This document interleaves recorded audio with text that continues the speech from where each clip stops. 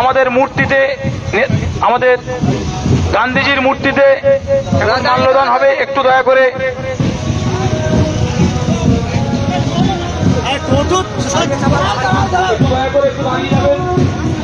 একটু দাঁড়িয়ে যাবেন।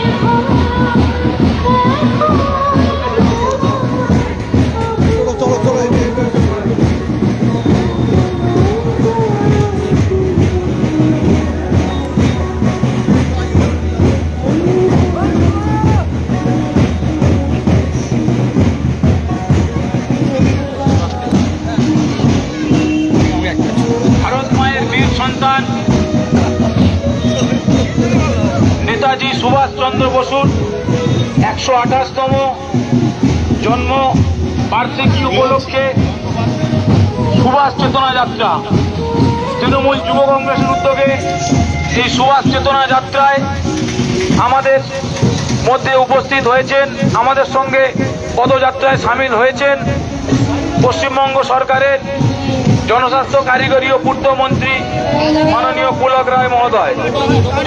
এই সুভাষ চেতনা যাত্রায় আমরা সামিল হওয়ার জন্য আমরা সমস্ত স্তরের মানুষকে আমরা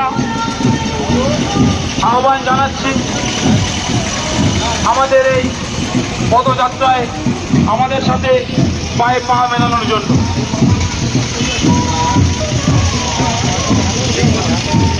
ভারত মায়ের বীর সন্তান নেতাজি সুভাষচন্দ্র বসুর ১২৮তম জন্মবার্ষিকী উপলক্ষে আয়োজিত এই পদযাত্রায়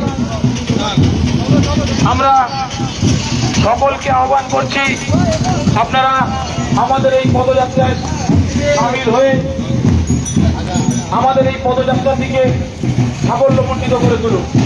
আমাদের পদযাত্রায় আমাদের সাথে পায়ে পা মেলাচ্ছেন, আমাদের সাথে সামিল হয়েছেন পশ্চিমবঙ্গ সরকারের জনস্বাস্থ্য, কারিগরি ও পূর্তমন্ত্রী মাননীয় পুলক রায় মহোদয় আমাদের সাথে পদযাত্রায় সামিল হয়েছেন। নেতাজি সুভাষচন্দ্র বসুর